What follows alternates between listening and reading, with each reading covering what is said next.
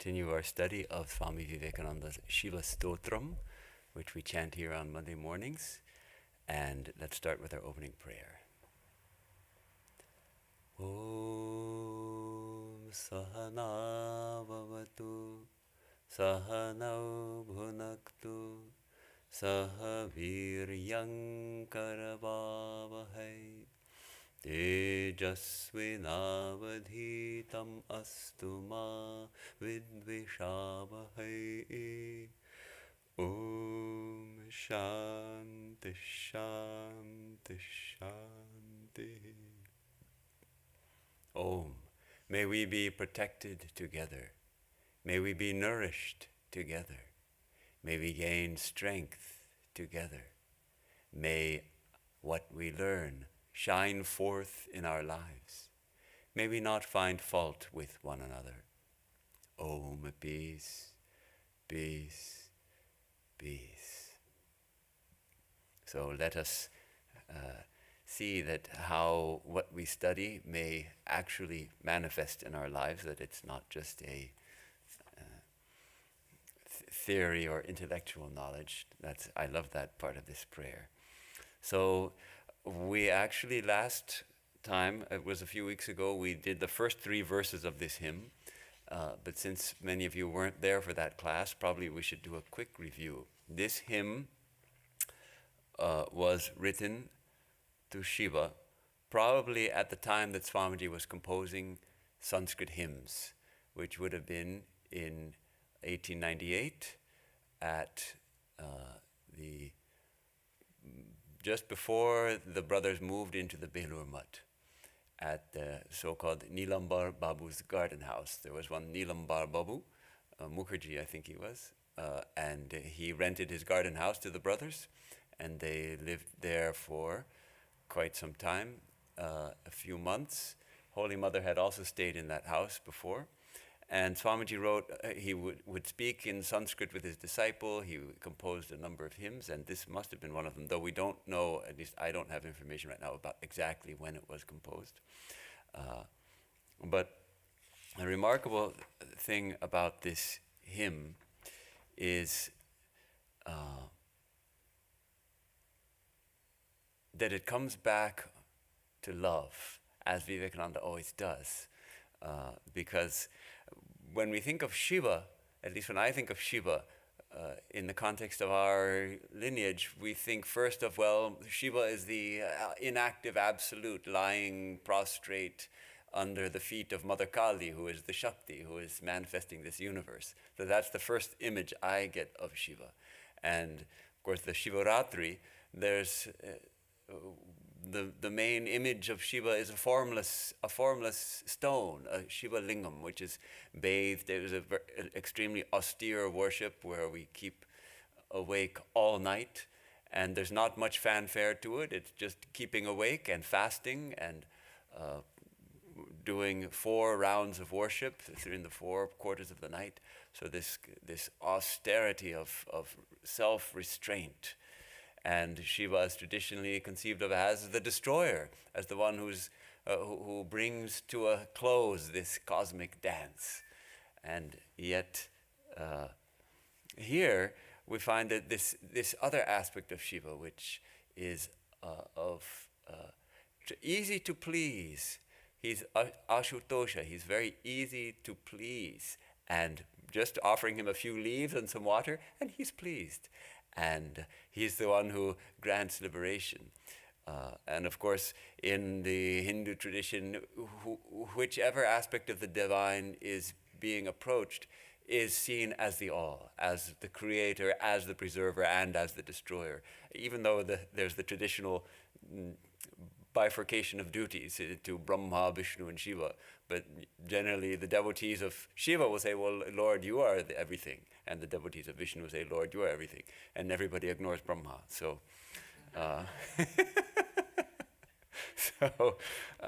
there's apparently one Brahma temple in India. I haven't been, but there's just one. So, this hymn is let's go through the first 3 verses quickly. We'll just chant together one verse, and then we'll just read a translation, and then we'll look more deeply at the fourth, fifth, and sixth verses. It starts, of course, with the 5-syllabled mantra, Om Namah Shivaya. Om is not counted in the count of 5. It's Namah Shivaya. Namah Shivaya, 5 syllables. Om Namah Shivaya.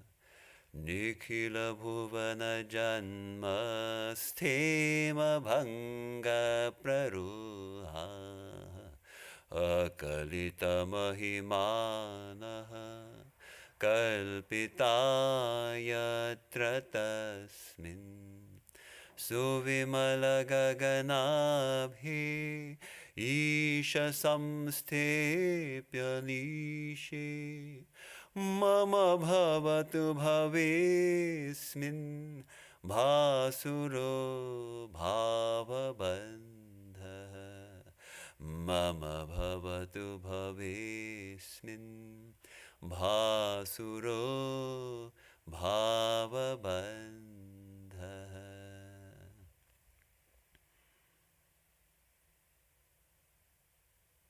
So this first verse, the key line is the last words. Mama bhavatu bhavesmin bhasuro bhavabandha. Mama bhavatu bhavesmin. Bhavatu means may it be in Sanskrit. May it be that mama, my, bhave, my being, asmin, in this universe, bhasuro bhavabandha. Bhava is that feeling, is that mood. That feeling, may it be bound to him in that flaming bhava, the bhasura. So it's translated actually as that, may my being be bound to him in firm and flaming love. So it's a prayer for devotion to Lord Shiva. And the translation we have in this pamphlet by Swami Ashokananda has this, he repeats that line, may my luminous love, my firm and flaming love, or my luminous love fasten firm to him, to Shiva. May my luminous love cling to him. May my luminous devotion be attached to him. So in different ways he repeats in the translation this beautiful line, Mama bhavatu bhavesmin bhasuro bhavabandha. And then, of course, describing the Lord Shiva.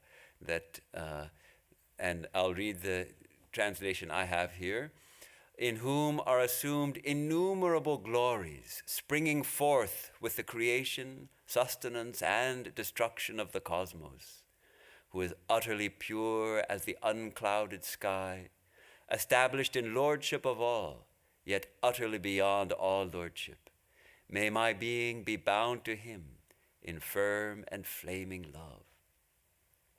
So describing that universal aspect of Shiva as the source of this universe and that principle which maintains it, and then at the end, again, dissolves it. Destruction, sometimes we use the term, dissolution, dissolving it. Everything which had a beginning has an end, and this universe is no exception. But Shiva is beyond beginning and end. He is the alpha and the omega, as it were, the beginning and the end, and everything in between. Let's move to the second verse. First of all, any comments, questions on the first verse? Nihata nikhila mohe adhishatayatra rudha prakatita parapremna yo mahadeva sanjnaha ashitila parirambha prema rupasya yasya pranayati hridi vishvam vyajamatram vibhutvam pranayati hridi vishvam vyajamatram vibhutvam.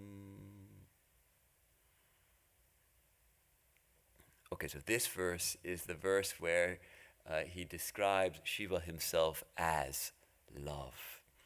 And first, this idea that nihata nikhila mohe, that all delusion is destroyed. Nihata nikhila moha. Moha is our delusion. By him, all delusion is destroyed. But he is known as Mahadeva. He who is known, Yo Mahadeva Sangya, who is known as, who is called by the name Mahadeva, the great God. Why? Because his nature is prema. Prakatita para premna, supreme love. His nature is supreme love. And then this third line, ashitila parirambha. Ashitila is firm, parirambha is embrace. Prema rupasya yasya, his firm embrace of what? Of which has the form of prema, of that intense divine love. So I think about this word, and I remember Swami Vivekananda's experience just a few months earlier when he went to the Amarnath cave, the Shiva, the cave to Lord Shiva in Kashmir. Which is one of the most difficult pilgrimages there is, and there was certainly, it requires several days of trekking through the high Himalayas and through the snow and all of that, and finally reach this enormous cave in the cleft of the mountain and find there this lingam, this emblem of Shiva made of ice. So the water that's melting through a crack in the ceiling falls and forms a stalagmite, basically, of ice. And that is worshipped as Lord Shiva, as Amarnath. And Swami Vivekananda had the grace of Amarnath when he visited this temple, when he made this pilgrimage, and we know that he was overwhelmed. He didn't stay long in the temple, actually. He had gone through the whole pilgrimage and bathed in 7 freezing rivers or something like that. Is it 5 rivers or 7? I forget how many different little streams you have to bathe in. And so he dipped in all of those, and then covered with ash, he entered the temple. Just ash and a loincloth. He was practically nude. And yet he didn't feel the cold. Afterwards he felt it, but there he was he just knelt down at one end of the temple and at the other end, and in those few moments, he received the grace of Amarnath. He received the grace of Amar, of deathlessness, that he would not die until he himself willed to do so, until he willed to leave his own body. And so what was that experience? Later he would say, I feel like Shiva, since then Shiva has been sitting on top of my head. But so perhaps it was also an experience of ashitila parirambha prema rupasya, a firm embrace of love.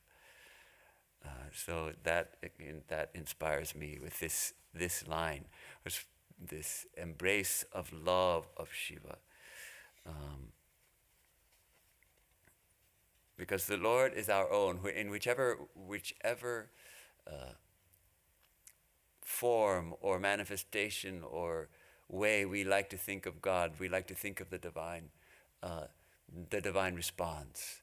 And how does the Lord respond? Always with love, with an embrace of love. So that is this beautiful, and then this last part of it. When we get that experience of the embrace of love, what do we realize? Pranayati hridi, we are led in the heart to understand that this Vishwam, this universe, is vyajamatram. It is, you can say, just an appearance. It is not the ultimate reality, which it seems so real to us, and we have a struggle. I think many of us struggle with, on the one hand, the Vedantic teaching that, well, this universe is temporary and it's actually just an illusion. Sometimes we go so far as to say it's just an illusion, and in this experience of the embrace of love of the divine, of Lord Shiva, we feel in our heart of hearts that, yes, it's just a passing show, as it were. One of the translations, complete work, says, whose warm embrace of love personified displays within man's heart, within anyone's heart, within our heart, that all power is but a semblance and a passing show. So all the glory here, it's hollow. Only that love, that infinite love, that infinite consciousness is what matters. So in our translation, in our pamphlet, it says that the firm embrace of him, love itself, reveals within the heart the infinity of being and the falseness of the worlds. This third verse is a little bit curious, because it's the one verse which describes actually our condition, our restless mind, our mind which has all the samskaras, the past tendencies, all the unfulfilled desires, like a tempest, like a storm in our own minds. And I think we are all familiar with that. At times we really do feel like that.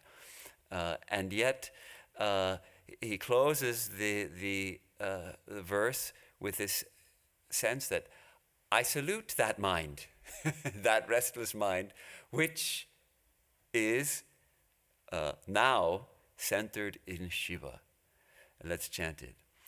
Vahati vipulavatāha purva samskara rupaha pramathati balavrindam ghurnite vormimala prachalati khalu yugmam yushmadasmat pratitam ati vikalitarupam naumi chittam shivastham ati vikalitarupam naumi chittam shivastham.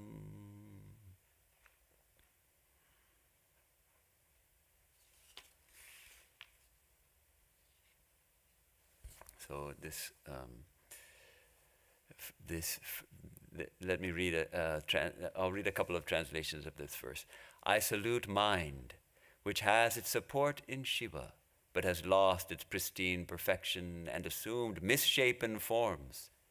I salute mind, in which all the impresses of the past are blowing like a furious tempest, stirring up energies violently like waters lashed into furious waves, in which flows ceaselessly the dual current of the sense of I and thou. Another translation, in which the tempest of the whole past blows, the past samskaras stirring the energies with violence, like water lashed to waves, in which the dual consciousness of I and thou plays on. I salute that mind unstable, centered in Shiva, the abode of calm. So I have to admit, I'm not entirely sure what to make of this verse, because either he's saying that this is our nature, this unstable mind, and the root of it is duality, this yushmadasmat, you and me, that I and you, that duality is playing, and so either the sense is that now that mind has become centered in Shiva, which is the abode of calm, and I am transcending that restless mind, or he's saying that even so, the several translations we have give slightly different flavors of it, but that though the mind's support, the true support of our mind is the divine, is the infinite consciousness, which we can call Shiva, still it is disturbed by the past samskaras, by the desires, by the confusion, and wave after wave comes in the mind. Gurunitir Urmimala, that the Urmimala, the wave after wave after wave is rising in our minds. So, Ati Vikalita Rupam, which means greatly agitated or disturbed. Chittam, that Ati Vikalita Rupam, that mind which is greatly agitated and disturbed. Naomi, I salute that Chittam, that mind which is Shivastam, established in Shiva. So this verse is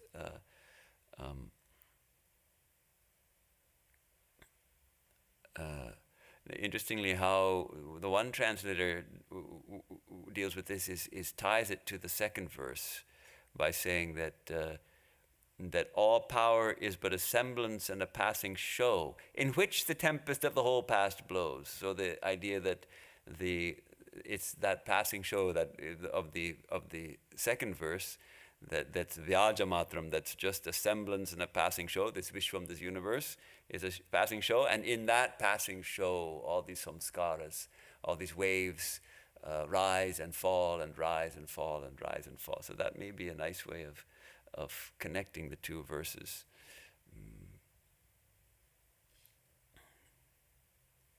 Let's go move on to the fourth verse, which is where here now the mind becomes completely calmed and everything dissolves into one.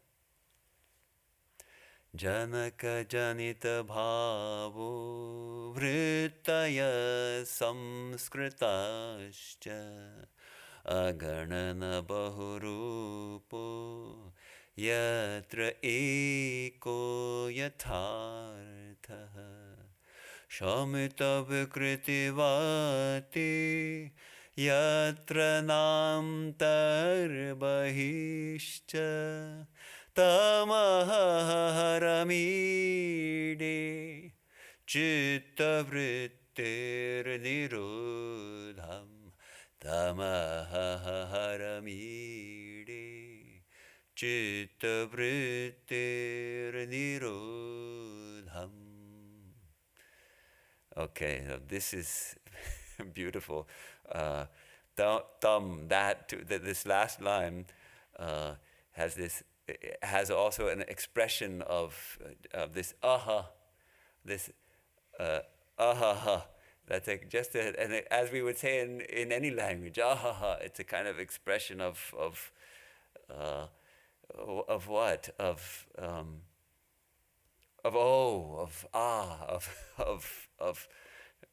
amazement, of worship, and that tam ahaha haram, that hara, that Shiva, who is the supreme stillness. Ide, I worship, I praise, so our translation from Swami Vivekananda, he likes to repeat the essential phrase of the verse several times to make it a poetic translation. I worship Shiva, in whom ideas of cause and effect, thoughts and impresses, and countless varied forms become the real one. I worship him, in whom, when the wind of change is calmed, there is neither within nor without. I worship him who is the perfect stillness of the mind. Okay, so here everything is dissolving into one. This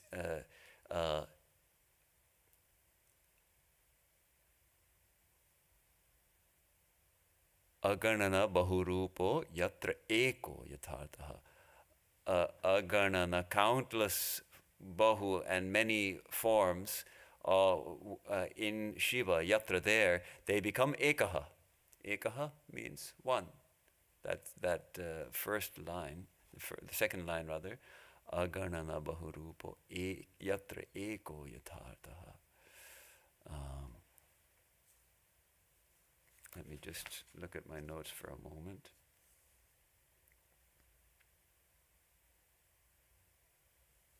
So everything here is being purified, is being resolved into the one, where there is neither antaha nor bahi, nantar bahishcha, not antaha, within, or bahi, without. That distinction between what's in and what's out disappears when it's all one. And when does that happen? Shamita, when it is calmed. What is calmed? The vikriti vate. Vata is the wind, and vikriti is the changes, the distortions. When that wind is calmed, then this the duality drops away, and we realize the one. And that Shiva I worship, where the sense of cause and effect and purified thoughts in countless forms dissolve into one reality, where there is no within or without, the wind of modification having been stilled. Ah, Hara, the cessation of mental modifications, himself is the one whom I worship. So it does seem that this last line suggests that Shiva himself is a chitta vrittira nirodham. Of course, this is also a reference to the Patanjali Yoga Sutras, where in the second verse, the second sutra, yoga is defined as chitta vritti nirodha. Good. So here, Shiva is being described as chitta vritti nirodha. Comments or questions?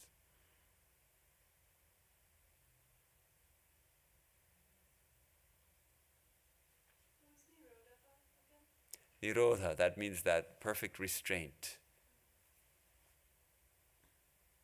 Chitta, the mind stuff. Vritti is the waves in the mind stuff, and nirodha is perfectly restrained, perfectly calmed. Okay, let's go on to our fifth verse, which they're all beautiful actually. Here there's some amazing images given to describe the divine in the form of Shiva.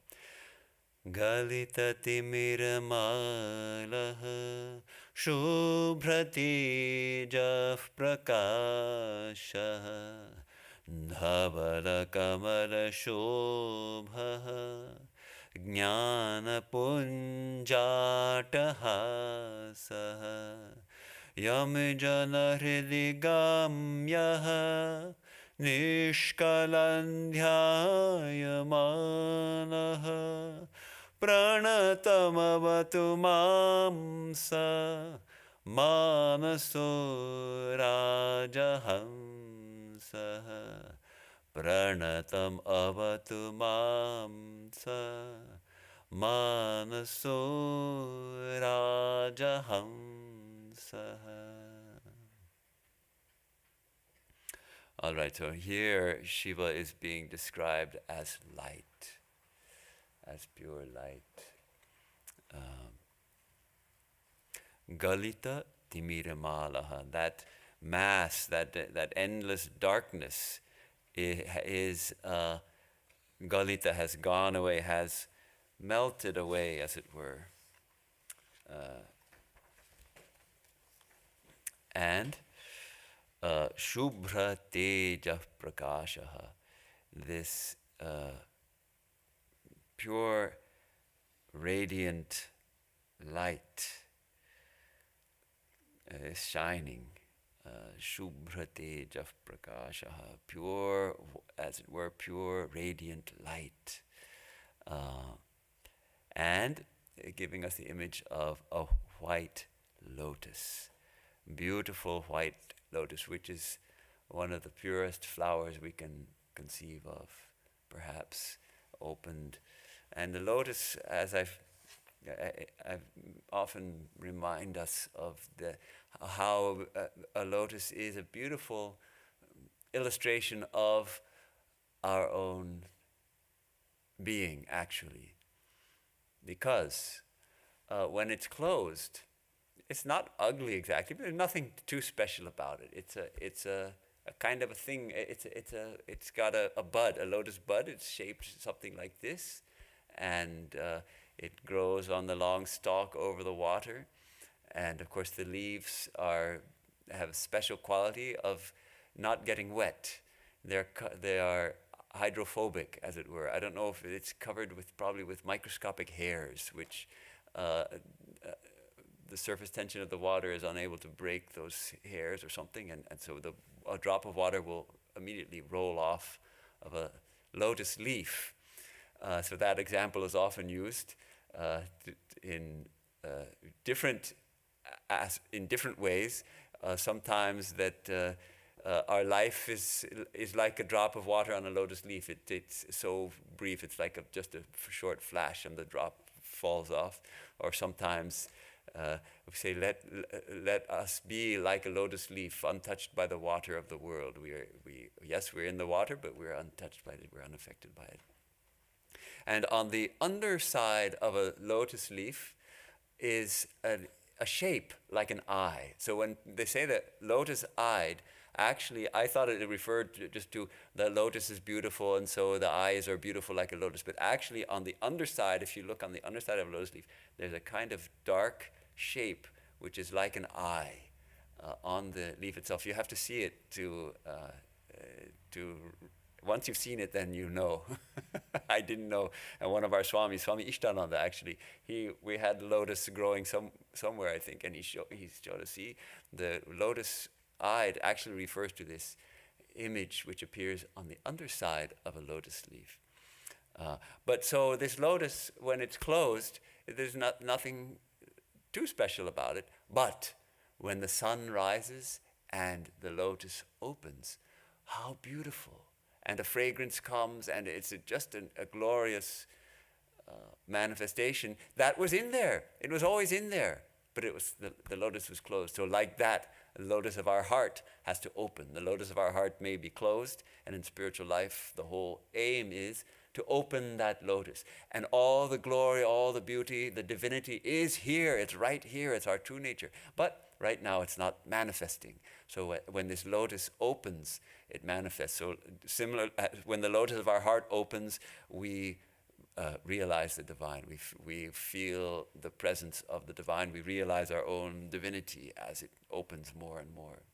So it's a very appealing image. And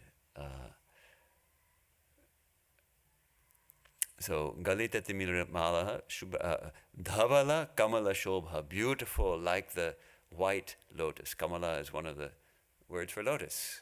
We know the word Kamala now. All Americans know the word Kamala. They might not know the meaning. Lotus. And then this unusual image, Jnana Punjatahasaha. Jnana Punja is the mass of knowledge. And Attahasaha means loud, boisterous laughter. So Shiva is laughing. He's laughing not just a chuckle, he's laughing a full-throated laugh, a loud, boisterous laugh of joy, of intoxication. And that laugh itself is the flood of knowledge, the huge mass of knowledge. Let's read our translation here. He whose thunderous laughter is the flood of knowledge. He from whom all darkness is dispersed, who manifests as white radiance, who is beautiful as the white lotus. So that's this first two lines. It's translated like that.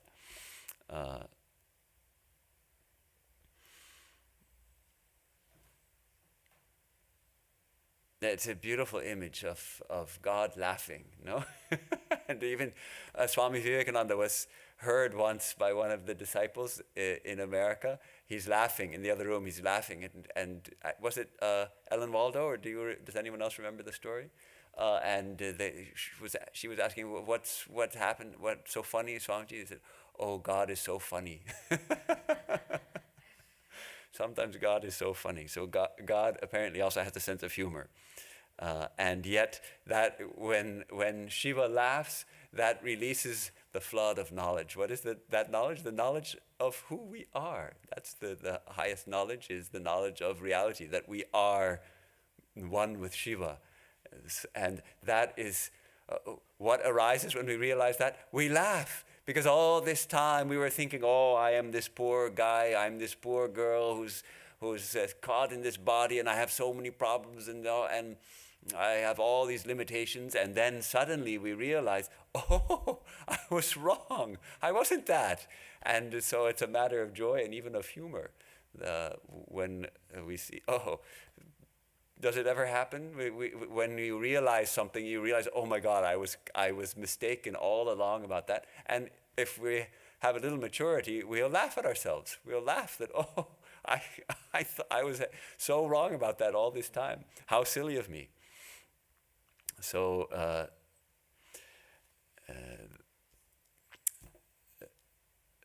that is it's a beautiful image of Shiva laughing. Then this second part of the verse, Yamijana hridigamyaha nishkalam dhyayamanaha. Okay, yami jana, that means actually those people, the janas who are yami, who have restrained their minds, who have attained some mastery over the minds. Hridigamyaha, the goal of their heart, as it were. Let's see how it's here it's translated as, he who is realized in the heart of men and women of self-control, of mastery of our minds. When we attain that mastery, nishkalam, he is realized as nishkalam, which is without any kalas, without any parts, one undivided whole. Dhyayamanaha,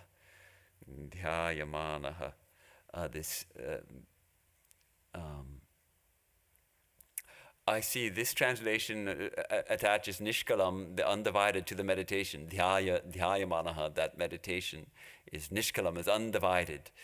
So he's the realized in the hearts, the self-controlled heart by undivided meditation. That is one way of translating it. The Ashokananji translated as, he who is indivisible, this nishkalam, who is sought in meditation, who is realized in the heart of men and women of self-control. Okay, and another way of understanding it is, who is realized in the self-controlled heart by undivided meditation. So both can be true.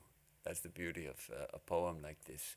All these different ideas come to us, understanding comes to us. Okay, now finally, pranatam avatu mam sa manaso rajahamsaha. Pranatam, I am pranata, I am bowing before him. I am saluting, I am surrendering my soul at the feet of Lord Shiva. And avatu mam, we had it in our opening prayer. Sahana vavatu avatu, may he protect me. Pranatam avatu mam, may he protect me, whom I am, at whose feet I am bowing down, in whom I am taking refuge. And of course the divine does protect us when we take complete refuge and we are able to surrender fully in the divine. Pranatam avatu mam saha manaso rajahamsaha. Now this is a very interesting image. Rajahamsaha is a swan, is the swan. And where is that swan? In the lake of our own mind. In the lake of our mind is the swan. May he, the swan, shining in the lake of my mind, protect me, who am prostrate before him. So, what a beautiful image. That's why I feel this verse particularly has so many beautiful images of light, of this white lotus, of the laugh of Shiva, which reveals the knowledge, the light of knowledge, and this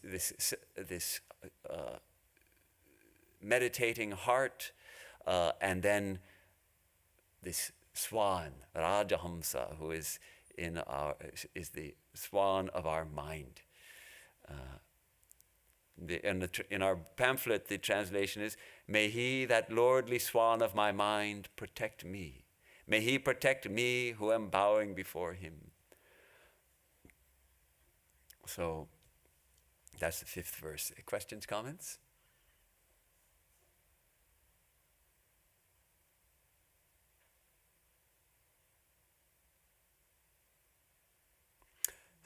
Sixth verse.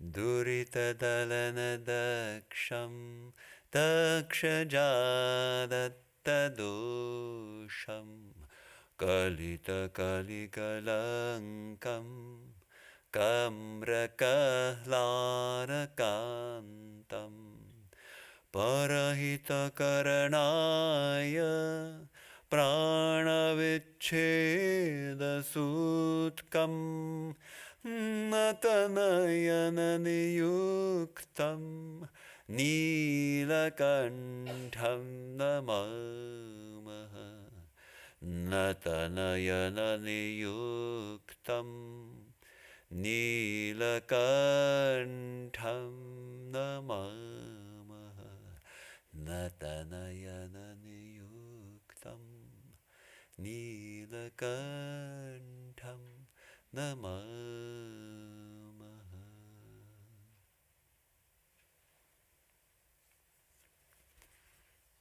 All right, let me look at these notes. This first line,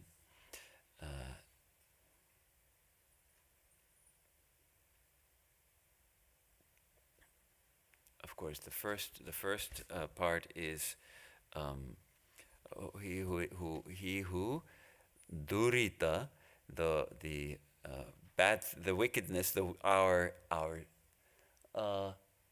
sins, you can say, or the wicked things, the mistakes we have made in life. Vedanta doesn't have this idea of sin that as kind of that it's anything that's part of our nature. A sin is when we make a mistake which takes us away from our true nature, which takes us away from the divine. But let's face it, we have all done things which have not been with the purest, noblest intentions behind them. And this is our karma. And he is the master destroyer. Durita dalana daksham. He is the dalana, the dispeller, the destroyer of the durita, the mass of karma that we have from all the mistakes we have made. And then, of course, poetically, he repeats the daksha. Daksham is the master, the skilled, this one who is skilled at that. But then dakshaja, that means the daughter of Daksha, who is Sati. And then I don't understand this line. Daksha, Dakshaja datta dosham. That the translation is given here, whom Daksha's daughter gave her coveted hand. But what's the dosha? A dosha is a fault. And that's why I still don't understand this line, although the translations say, to whom Daksha's daughter gave her hand. But I don't understand why it means that. So our Sanskrit scholars can help out by looking it up and discussing.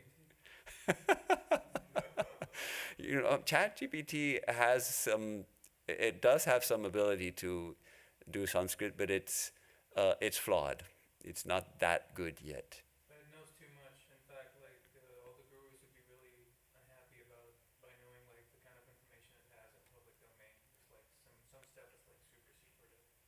But half the time it's wrong. So don't believe it.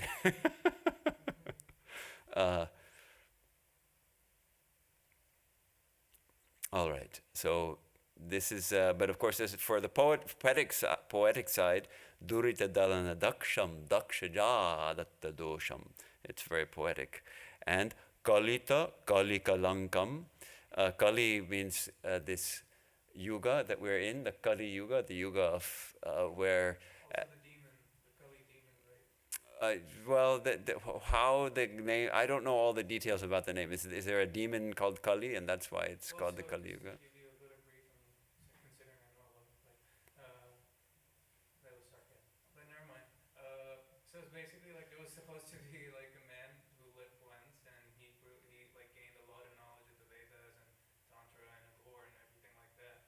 And he used it for all the wrong purposes. So he was like, he died because of some reason, or somebody killed him. But then his energy is like so sort of like so strong that they say that in a certain time when the Kali avatar is born, it'll take like all the gods like Hanuman and like all the incarnations of Vishnu to defeat this demon. So he's gonna be like super powerful. Okay. And this is his Okay. time. Okay. Best friend is your enemy. Duality. That's the only way you're going to make progress on this on the planet. So Flower. there are different theories. Appreciate the rose without the thorns. Have the thorns with the lotus. But you can. There's no thorns on a lotus, my dear. There's no thorns on a lotus. I'd rather have the Okay. So now let's. And that's what he's saying. He goes, what about the thorns? And you have to have the thorns. In the rose. That's to true. appreciate Okay. lotus and the rose. Thank you so much. All I right. really thought that was groovy. Okay, so this Kali is this age, and I like to remind us because I hear people often pronounce it as the Kali Yuga, and they even make this mistake because in the Gospel of Sri Ramakrishna it's written Kali, and Divine Mother is written Kali, but they put a macron over the A, so it becomes Kali. But Kali and Kali are two different words. It's not the Kali Yuga. It's Mother Kali, and it's the Kali Yuga. So it would be better spelled in English as Kully or something to make sure you pronounce it right. Kali. It's a Kali Yuga, this Yuga of darkness, of difficulty. And if we see what's going in this world, we see, yes, there is so much difficulty and darkness. And there's, of course, also so much light and beauty and noble people striving to overcome the darkness and manifest the divine.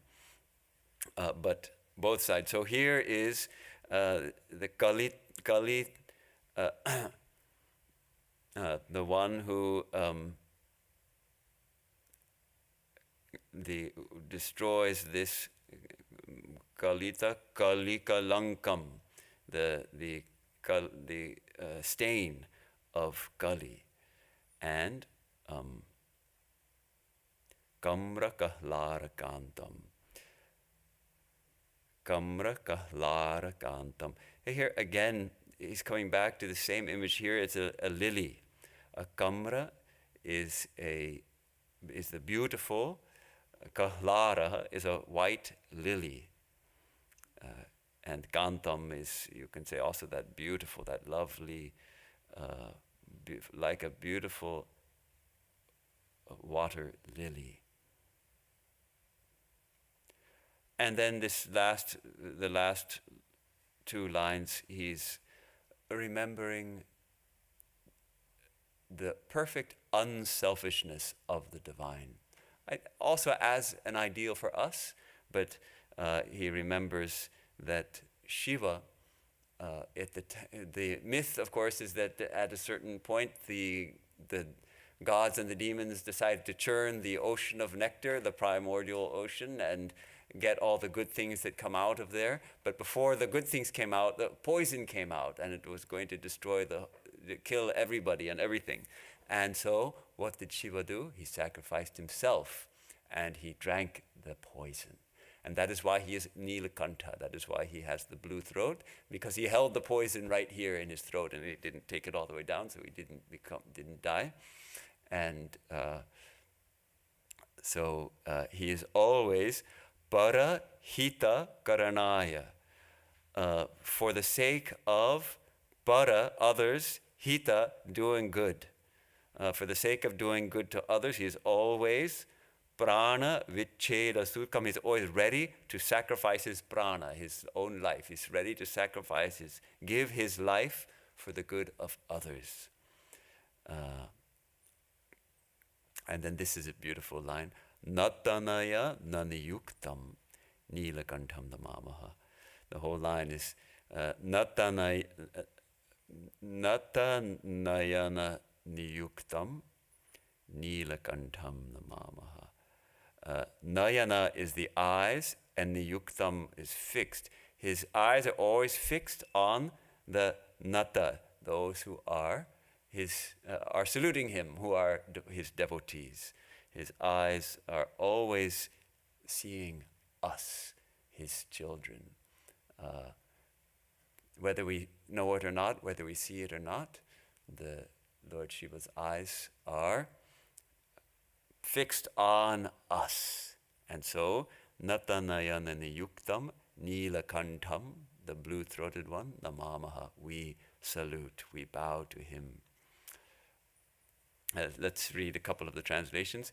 Him who destroys sin and removes the dark stain of our age, whose benign eyes watch over all who have surrendered to him. There he's put that in.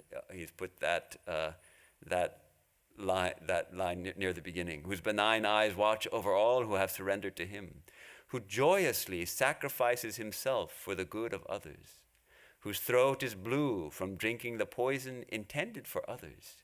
Him lustrous as the white water lily.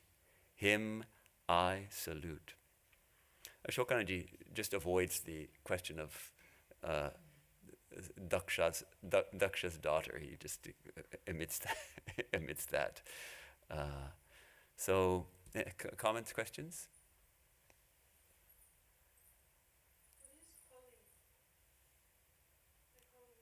Kali. Yeah, that's what Sai was trying to tell us is the name of a demon. And that demon, this age has got that name. I don't know all of that. And I personally view this idea of yugas, the 4 yugas, not as like historical, like there was a time when everything was perfect and now it's not. That is a common myth in all the traditions, but it doesn't seem to make sense historically, at least from what we know of ancient history and prehistory. There's always been difficulties, but I look at them as like parallel streams, because we find the highest and noblest, we find people like Buddha, like Rama, like Krishna, like Buddha, like Chaitanya, like Christ, like Ramakrishna, coming again and again. And we have a circle of people around them and a tremendous source of light and purity and peace and love. And then we also have all the darkness. So and everything in between. So which stream do we want to step into? So aside from Ramakrishna talking about the importance of truth in this time, is there really any importance of like even considering the yugas at all, like in our day-to-day? I don't know, I'm just not familiar with like the yugas at all. Yeah, Sri Ramakrishna does talk about it often as a way of understanding. Our current situation is difficult. He used to say in the old days the rishis could go for days without eating just a few roots and fruits and meditate all day. And but now our bodies are so dependent on food. We have to eat so much. I think when he's talking about Kali Yuga, he's talking about our own challenges in life, that we are very much bound by our own physical organism, this experience of that we have being embodied, and all the negative emotions and desires that are in most of our hearts, or hidden in most of our minds, you can say, the tendencies towards selfishness and all that, those seem to be very strong among many people in society. And we tend to idealize the past and say, yeah, what the good old days. But in the good old days at that time, they didn't think that. They thought, oh yeah, the good old days. And so if you, whenever you talk about the past, you say, yeah, in the old days it was better. Well, it was maybe, it seems like maybe in some ways it was better, but it was worse in other ways. And Depends how much time, how big the time frame might be. uh-huh. This could all still be, what we think of as a few ages, it could be one. Wait, what do you mean? I mean, like if depend, like for Krishna maybe the earliest, and what time could be very long. Mm-hmm. And so, it's possible that what's within our awareness of events is not. We're all still, whatever we can think of is all Kali Yuga, in other words, is what you're saying. Or Maybe, I mean, there are like, the archaeological evidence for like pretty consistent cataclysmic events over like large scales of time. Okay. So, Just saying this, find your bliss. If you like to paint a picture, sing a song, say a prayer, go for a walk, and find your bliss, and it's all good. Like that, right? okay. Say you do the research. So, Another unrelated question. I just wanted to know, like, the concept of Mahadevi, or like the supreme goddess, or the divine mother in Vedanta. mhm. Does that also refer to Adi Parashakti, or like Mahadevi in like proper Hinduism? It's mother. By whatever name you call her, she's still your mother. No, I'm talking about Adi Parashakti, like being like that ultimate goddess who kind of gave birth to all the Devis and the Devtas as we know it. Well, for the seeker, we have this ideal of Ishta Devata, that the way we most like to think of the divine. For the devotional path, we have a chosen form of the divine, a chosen ideal. And if you like to think of the divine as mother, then you think of her as mother. And whether you call her Durga or Adi Shakti or Parashakti or Kali or Saraswati or Lakshmi, it doesn't matter. She's your mother. And you focus all your mind and your devotion towards her, and you pray to her, and you meditate on her, and then you realize her as your own mother, who is the mother of the universe. And if your chosen ideal is Shiva, then you don't pay so much attention to mother, because you're meditating on Lord Shiva, who is the father of the universe and my father, and his eyes are always fixed on me because I am devoted to him, and he is natanayana yuktam. His eyes are fixed on me, and I feel that protection always of Lord Shiva. So it depends on your attitude. So these different names, there's so many names of the one. Ekam sat vipra bahudha vadanti. That which exists, the existence, the reality, the divine is one. The saints and sages and seers and devotees have different names, call it by different names. So maybe that's enough for tonight. Okay. So let's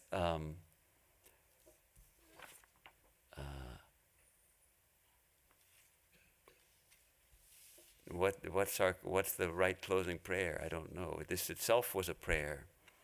So let's chant the last verse again as our closing prayer.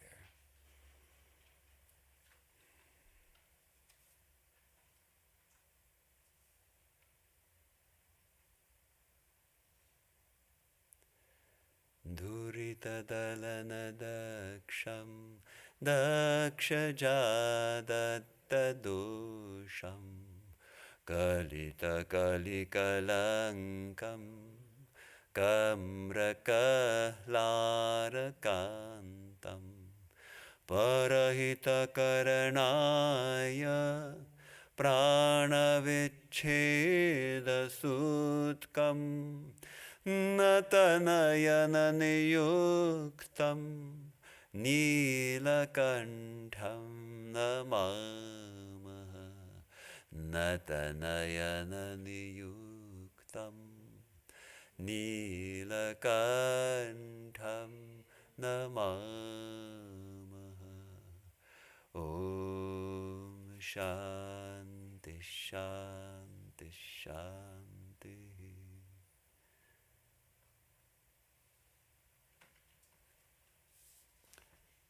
Well, thank you for spending this hour with me on this beautiful and powerful hymn to Shiva by Swami Vivekananda. And I think it's valuable